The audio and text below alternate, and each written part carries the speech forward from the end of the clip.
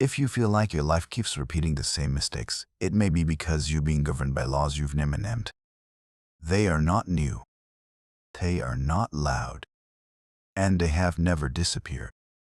The ancients knew them thousands of years ago. But modern society forgot. Today, I'm not here to motivate you. I'm not promising to make you feel better. What you're about to hear does only one thing. It explains why your life is producing the results it is right now. We'll go through 20 ancient quotes, group into sets of solid laws that don't punish immediately, but always collect the full price. And after each group, I won't leave you just thinking. I'll give you very concrete exercise you can apply immediately in daily life. If you stay until the end of this video, you won't look at your life the same way again. And maybe you will realize this. Fate is not mysterious, it's just extremely precise. Alright. Let's begin Tucker with the first law.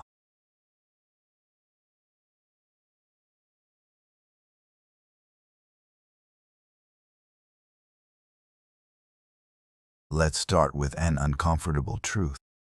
Your life today is not the result of one big decision. It's the result of what you allow to repeat. The ancients understood this clearly, and they captured it in this line: what you repeatedly tolerate becomes the law that governs your destiny. Listen carefully.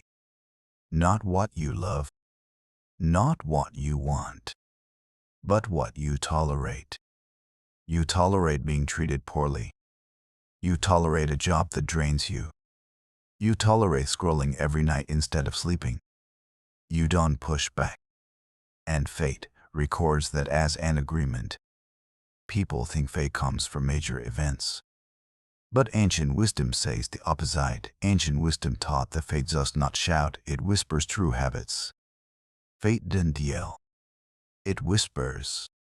It whispers in how you start your morning, how you react when disrespected, how you avoid hard things. And because it whispers, most people never hear it. If you've ever wondered why so I keep ending up in the same kind of problems with different people, the answer is here. The ancients called it a pattern. Before destiny becomes an event, it is first a pattern. Nothing happens out of nowhere. No bad luck appears randomly. Every event has a draft, and that draft is habit. You don't suddenly lose direction. You practice not asking where you're going every day. You don't randomly fail. You rehearse failure quietly. And here's the line that makes many people uncomfortable. Times not shape fate, behavior does. Time doesn't heal you. Time only reveals who you've been practicing to become. If time automatically made things better, the oldest people would be the wisest. But that's not reality. Time is a mirror. Behavior is the sculptor. The ancients ended this group with a cold, simple warning. Every ancient law begins with the same warning: what you practice, you become. No exceptions. No negotiations. Practice procrastination, you become a procrastinator. Practice discipline, you become solid. Practice avoidance, you become controllable. Fate doesn't need to judge you. It only adds things up. Now stop reflecting. Start acting. Exercise 1. The law of what you tolerate. Over the next 20 hours, write down 3 things you are tolerating not because you want them, but because you ease to them. For example, a bad habit, a draining relationship, a behavior you know is wrong but still allow. Ask one question only. If I keep tolerating this for 5 more years, what will my fate look like? Exercise 2. Trace the pattern. Choose one recurring problem in your life. Don't blame others. Write down, when did it first appear? What habit existed before the problem showed up? The ancients didn't ask, who's at fault? They asked, what pattern allowed this to exist? Exercise 3. One small action. Daily choose one small action. Do it every day for winter's days. It doesn't have to be big. It just has to be consistent. Because the ancients knew, fate doesn't change direction with one big leap, but with small steps that never miss. And if you're thinking it's just habits, how serious can it be? And in the next group, you'll see what happens when what's inside you isn't governed. It invites power from the outside. Let's continue.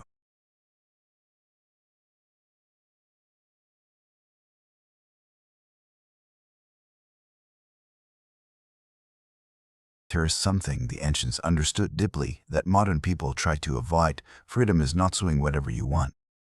Freedom is the ability not to do what you want when doing it would destroy you.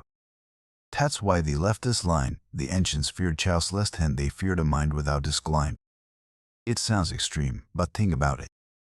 External chaos can destroy a kitty. An undisciplined mind can destroy an entire life. If you've ever felt no one is forcing me, but my life is still falling apart, this is for you. The ancients didn't blame society. They looked inward. And they said, the ancients knew no external power controls a person more than unsummoned desire. Not the government.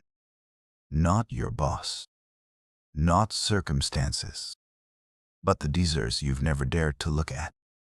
The desire for comfort. The desire for approval.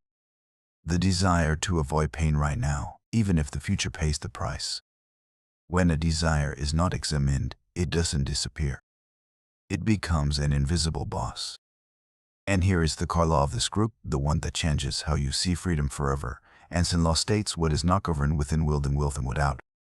Slow down and listen. If you don't control your impulses, circumstances will do it for you. If you don't control your time, others will decide it. If you don't control your emotions, consequences will take you painfully. The ancients didn't see discipline as a prison. They saw it as a fence protecting freedom. And they left a very practical warning: no poetic philosophy. A life without structure invites fate to become harsh. Fate is cruel because it hates you. It becomes harsh because you set no boundaries. Without structure, you sleep when exhausted. You work when forced. You think when it's too late. And then you say, life is hard. No. Life is just responding to the discipline you refuse to build. Now it's time to turn philosophy into action. Exercise 1. Inventory your desires tonight. Write down 3 desires that frequently drive your behavior. No judgment. Just observation. For example, avoiding difficult tasks, wanting praise, wanting immediate comfort. Ask, is this desire serving me or controlling me? Exercise 2. 1 clear boundary. Choose one small but clear boundary. Start tomorrow. For example, no phone for the first 3 minutes of the day, no reacting immediately when angry, no agreeing before thinking. Stoics didn't control their whole life at once. They started with one non-negotiable boundary. Exercise structure before emotion. Every morning, before asking, how do I feel today?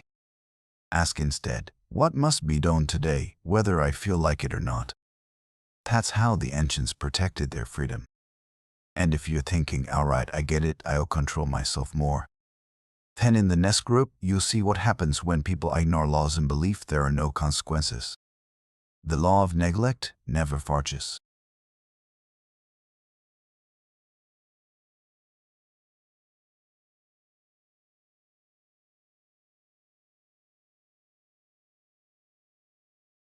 Here's a very common mistake people make. They believe that if they don't pay attention to a problem, it will go away on its own. The ancients were not that naive. They left this line: no treat, no emotion. The laws you ignore do not disappear. They simply rule you in silence. This is how laws work. They don't need your acknowledgement. You don't need to believe in gravity to fall. If you've ever thought, it'll probably be fine, I'll deal with it later, this group is out you. Neglect is not neutral. Neglect is a choice. And that choice always has a cost. The ancients were very direct. Every ignored warning eventually returns as necessity. First, it's a gentle reminder. Then, an inconvenience. Finally, something you no longer get to refuse. Ignore your health, your body forces you to stop. Ignore relationships, loneliness decides for you. Ignore discipline, circumstance tighten the grip. Not because fate is evil, but because you've run out of options. And here's the part that hurts the ego the most: those who believe they are free from laws are usually most controlled by them.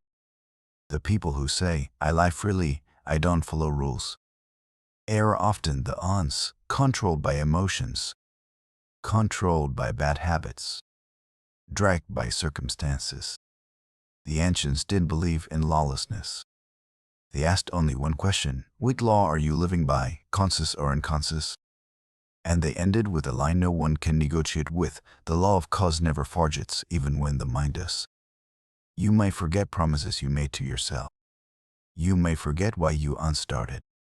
But cause and effect doesn't. It doesn't need memory.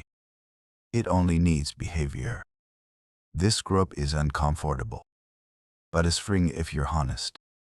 Exercise 1. The delay list. Write down 3 things you know need to be handled, but you said later to for too long. No excuses. No blame. Just facts. Exercise 2. The cost of neglect. For each item, answer: if I ignore this for one more year, what will the cost be?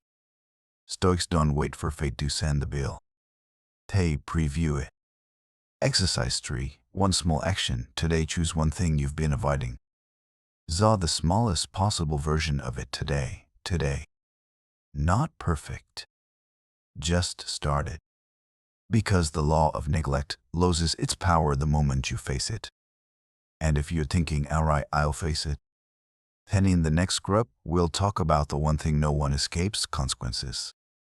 No emotion. No negation.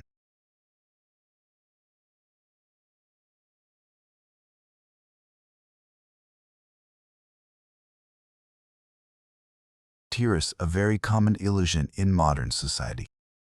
People believe that if they're clever enough, smart enough, smooth enough, they can escape consequences. The ancients didn't believe that. They said it simply: fate obeys structure, not wishes. Fate doesn't care what you want. It only responds to how your life is structured. You can wish for a stable life, but if your daily life is chaotic, then what you're building is not stability. If you've ever thought, I know this is wrong, but it'll probably be fine, keep listening. The ancients didn't believe in negotiating with reality. They left this line cold and exact: fate does not argue with excuses, it responds only to a ligament. Fate doesn't argue. It doesn't ask if you meant well. It doesn't care how tired you are. It checks one thing only: do your actions align with what you say you want? If you say you want peace, but live in chaos, fate is simply responding to that misalignment.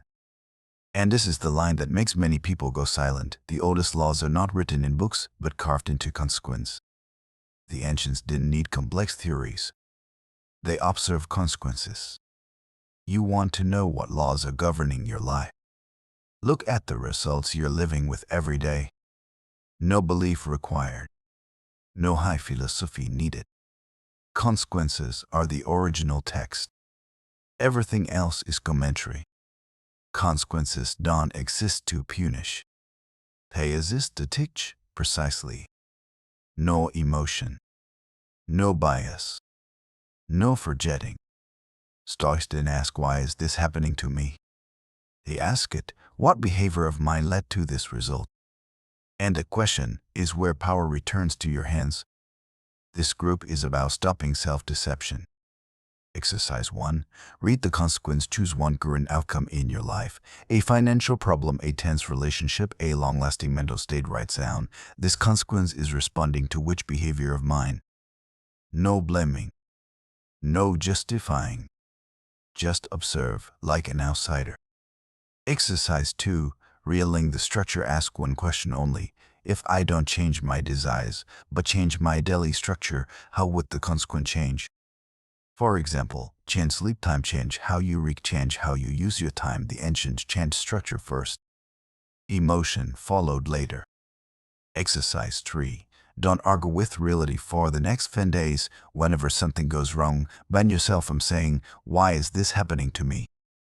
Replace it with, what is reality teaching me, precisely? You will be surprised how clearly fate speaks. And if by now you're starting to realize something, fate is not vague. It's extremely precise. Then the final group will tie everything together: time, patience, and why silent laws are the ones that never lose power.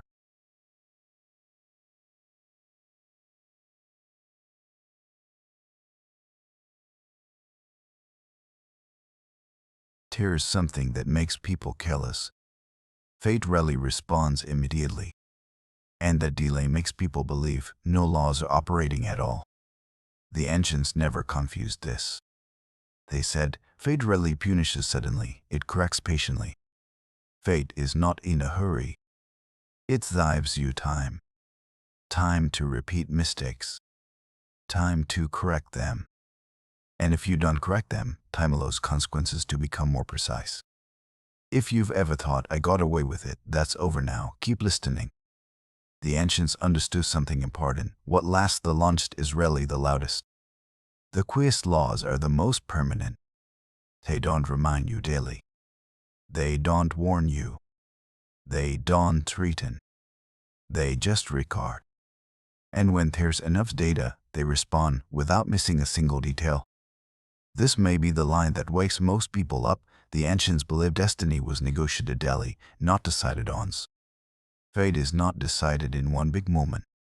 Not when you graduate. Not when you fail. It's negotiated every day. True behavior is so small you think they don't matter. You don't lose your future in one day. You simply stop protecting it bit by bit. And the ancients left one final line. Not to scare. Just to conclude, in ancient thought, destiny was not cruel, only precise. Fate is not evil. It doesn't take things personally. It responds exactly to the person you've been practicing to become. This is not a quick exercise. This is a way of living. Exercise 1. Define your line. Write one sentence. If I continue living exactly like this, what will my life look like in 5 years? No dreaming. No pessimism. Just extend the current line forward. Stoics look far ahead to act correctly today. Exercise 2. Negotiate with fate. Daily every morning, ask yourself what action today is negotiating for a better future. Just one action. But do it seriously. Fate doesn't need perfection. It needs consistency. Exercise 3. Respect the silent loss for 30 days. Observe what is quietly improving.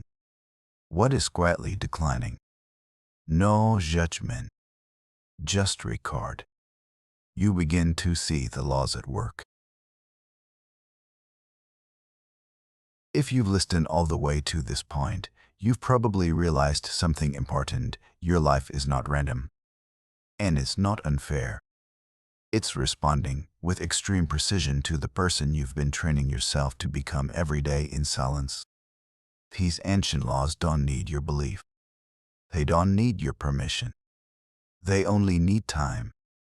And from this moment forward, you have 2 very clear choices. Keep living the same way and keep getting familiar results. Or begin renegotiating with fate through small, conscious actions every day. No drama. No decoration. Just precision. If you want to keep going deeper into the laws the ancients used to stay internally grounded in a chaotic world, if you want to train Stoic thinking not to feel better, but to live more slowly, stay with us on Stoic Quotes.